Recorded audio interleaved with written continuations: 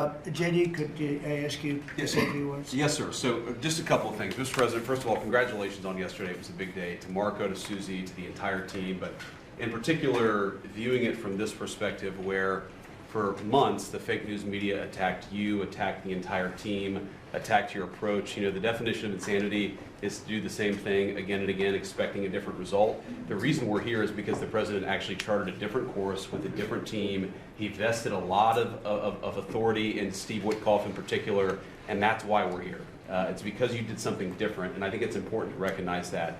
I also think the president, you know, Marco mentioned the president's personal touch being a big part of this. The one thing I would say is obviously the President of the United States, a New York real estate billionaire, one of the most famous New Yorkers in the world, has a lot of interaction with a lot of people who are very pro-Israel. I think that was an important set of experiences and life experiences that he brought to the table.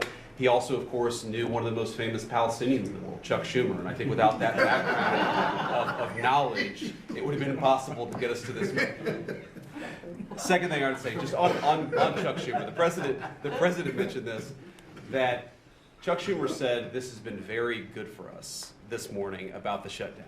One of the things that we talked about before all the media came in and that all of us are going to work on for the rest of the day, we've been working on for days, is how to make the shutdown as painless as possible on the American people. So while Chuck Schumer brags about this being good, and I think the president is right, it's not good for him politically as much as he might think that it is, it's causing real consequences for the American people.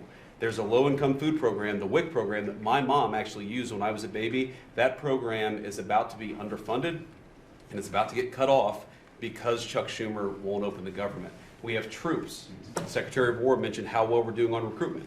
We're trying to figure out how to pay our troops because Chuck Schumer is shutting down the U.S. government. There are veterans benefits that are going to suffer. There are Americans that are going to suffer because Chuck Schumer refuses to do his job.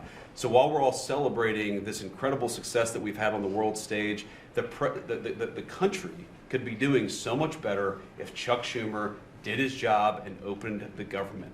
Every single Republican, except for Rand Paul, has voted to open the government. A few moderate Democrats, to their credit, have voted with us to open the government. We just need 5 more Democrats to come to their senses and let the people's government serve the American people. I hope that they'll do that. Thank you. Thank you, sir. Chris?